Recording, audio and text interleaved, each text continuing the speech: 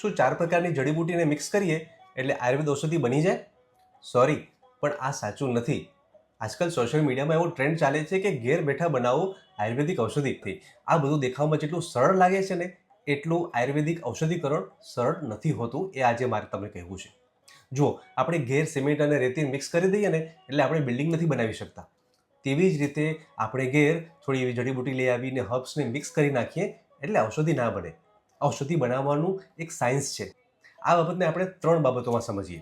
સૌથી પહેલું છે દ્રવ્ય શુદ્ધિ.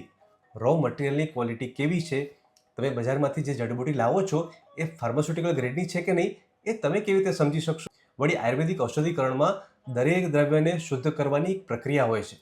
તેમને ડાયરેક્ટલી વાપરીએ તો ટોક્સિસિટી પણ આવી શકે છે. ઘેર ઔષધિ બનાવવામાં હર્બ્સ કે જડીબુટીની ક્વોલિટી અને પ્યોરિટી એ બંને કોમ્પ્રોમાઇઝ થઈ જતા હોય છે. બીજી વાત કે ઔષધિ કેવી રીતે બને છે એ ખૂબ ઇમ્પોર્ટન્ટ છે. આયુર્વેદમાં આને અમે ભેષજ કલ્પના કહીએ છીએ. સિમ્પલ ભાષામાં ઔષધિ બનાવવાનું એક્ઝેક્ટ સાયન્સ. ઔષધિ બનાવતી વખતે મેન્યુફેક્ચરિંગ પ્રોસેસના સ્ટેપ્સને યોગ્ય રીતે ફોલો કરવા અતિશય જરૂરી હોય છે. ઇવન ઔષધિને એડ કરવાના જે ક્રમ છે, એના સિક્વન્સીસ છે, એ સુદ્ધા પણ નિયત કરેલા હોય છે. જો સ્ટેપ ફોલો ના થાય તો ઔષધિ અધૂરી રહી જાય અથવા તો એ બગડી જતી હોય છે. ઘેર દવા બનાવતી વખતે પ્રિસાઇઝ માત્રા મેન્ટેન કરવી નિયરલી ઇમ્પોસિબલ છે. ત્રીજી અગત્યની બાબત એટલે ગુણવત્તાની ચકાસણી, એટલે કે ક્વોલિટી ચેક. ઔષધિ બન્યા પછી તેની ગુણવત્તા જોવા નાના મોટા ટેસ્ટ થાય અને તેને પાસ કર્યા બાદ જ એ ઔષધિને દર્દીને અપાય.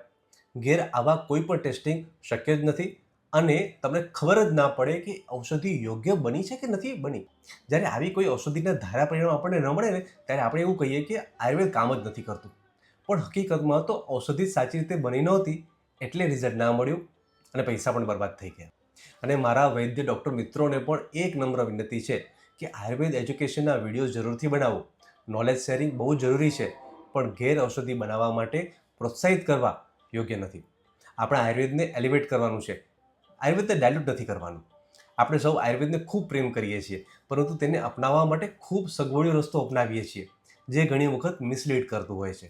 તેથી જ સારા પરિણામ મેળવવા માટે હંમેશા ક્વોલિફાઈડ વૈદ્ય નિર્મિત ઔષધિ લેવાની, તેમની સલાહ અને માર્ગદર્શનથી લેવાની. આ જ છે સાચું આયુર્વેદ.